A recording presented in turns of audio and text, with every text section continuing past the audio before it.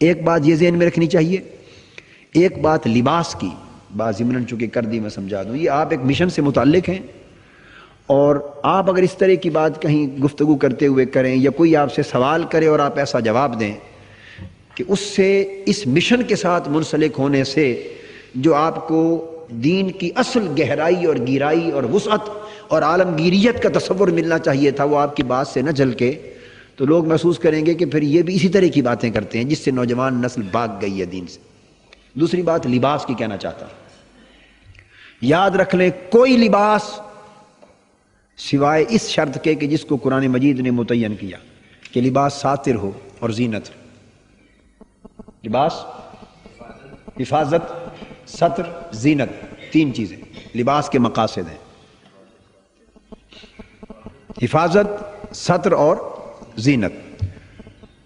اچھا، یہ جو لباس بھی یہ تقاضے پورے کرے سن لیں وہی لباس اسلامی۔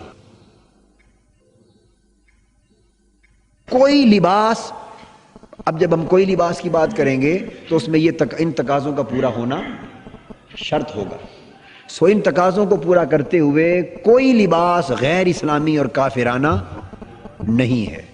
اب رہ گیا حضور علیہ الصلوۃ والسلام کا لباس، اس کو فضیلت ہوگی۔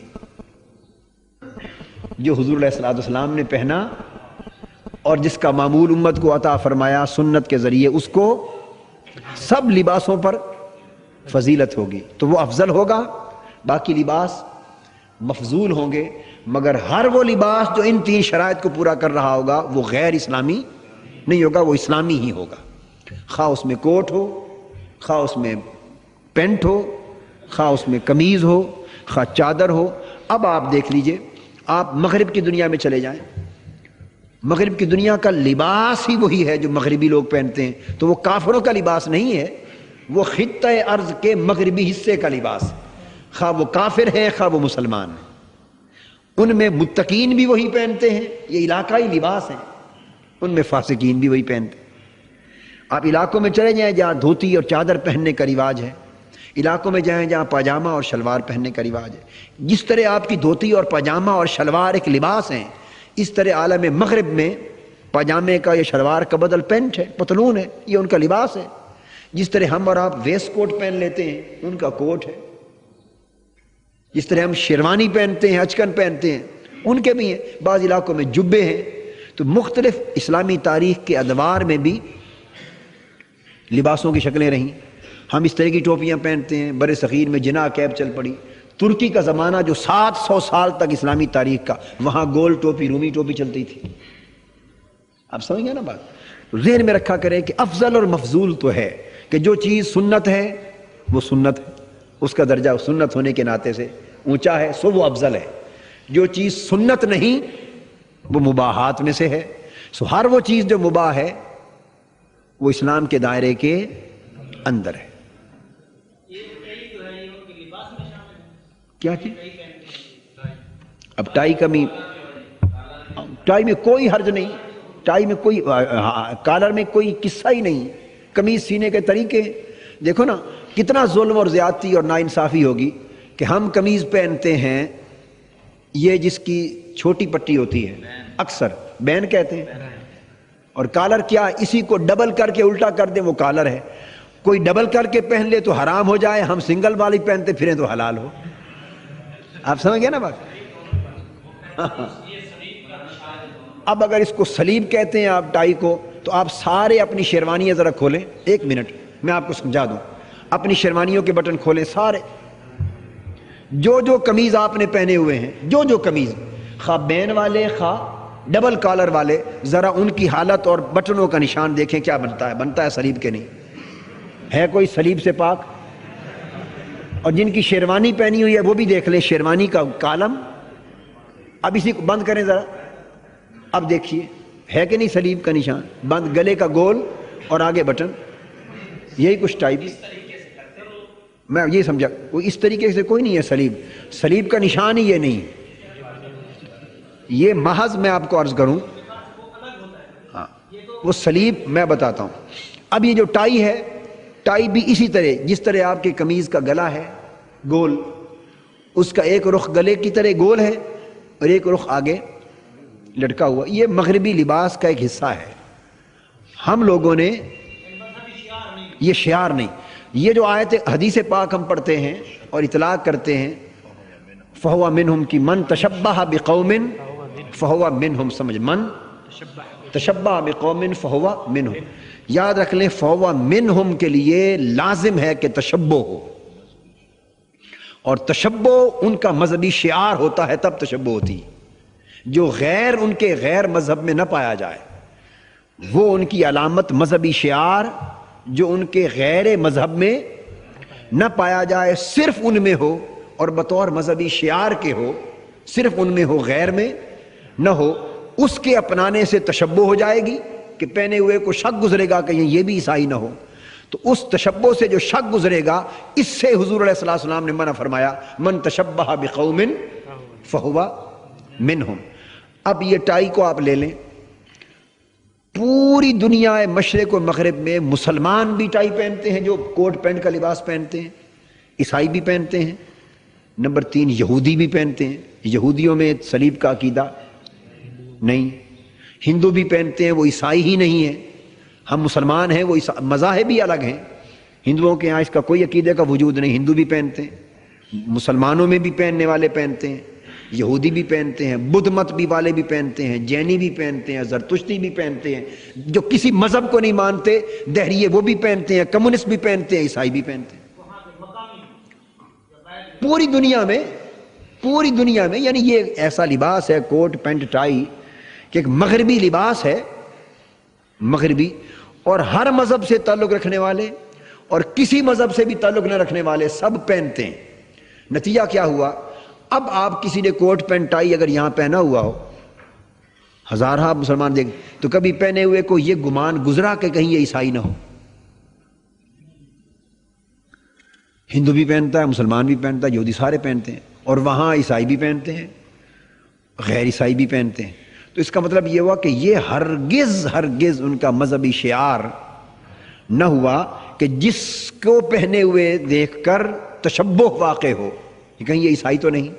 ہاں اگر اس پر ہم بحث نہیں کرتے، بعضوں نے کہا جی یہ صلیب کے طور پہ دھوکہ دینے کے لیے بنائی گئی تھی، اس پر کوئی دلیل نہیں کسی کے پاس، ایک گمان ہے.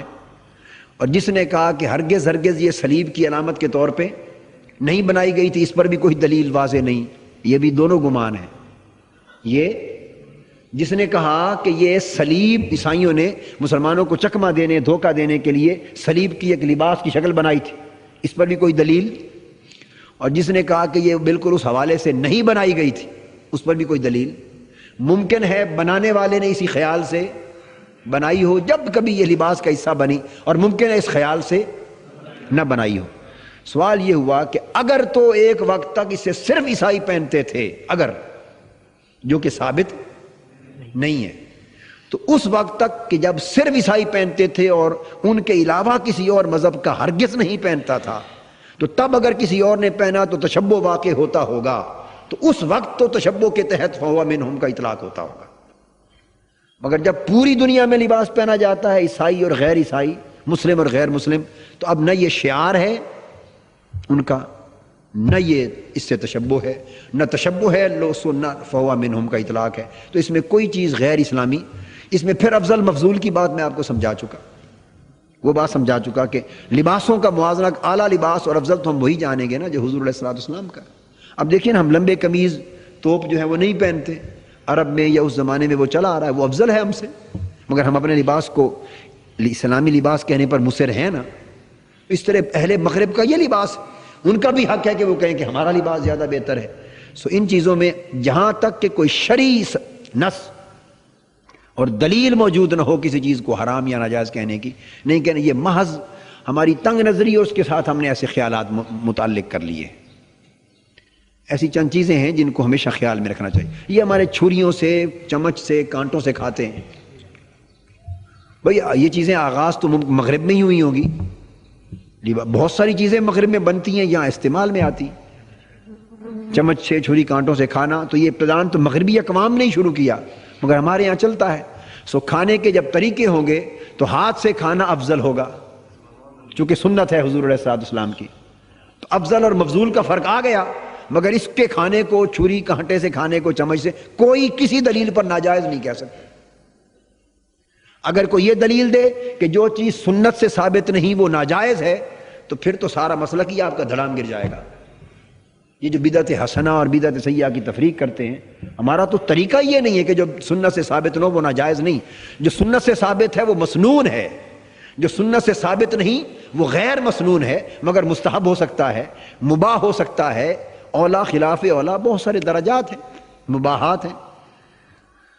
تو یہ اس چیز کے اوپر ذہن بڑا کلیئر ہے۔ اب ویسٹ کوٹ ہم پہنتے ہیں، اب یہ کون سی سنت سے ثابت ہے؟ شلوار ہم سب پہنتے ہیں، حضور علیہ السلام نے شلوار لی مگر پہنی نہیں پہنی۔ کوئی اس سے یہی دلیل لینا چاہے بالفرض کہ خیال فرمایا تو لے آئے مگر ناپسند فرماتے ہوئے نہ پہنی، اگر کوئی اس سے یاغز کرنا چاہے بھئی نہیں پہنی، کیوں نہیں پہنی؟ ناپسند فرمایا، اتار دی۔ اب بات کو سمجھے نا، ایک تصویر لگی ہوئی تھی، بعد ازاں حضور علیہ السلام نے پردے پر اتروا دیے۔ مقصد یہ ہے کہ یہ تو وہ چیزیں ہیں کہ آدمی جس ذوق کا ہو ذہن کو دلیل کے ساتھ جس طرف لے جائے، مگر حلت اور حرمت اس کا انحصار ہمیشہ دلائل شرعیہ پر ہونا چاہیے۔ جی ہاں اس کا سرابیل کا ترجمہ زیادہ تر پاجامہ کیا گیا۔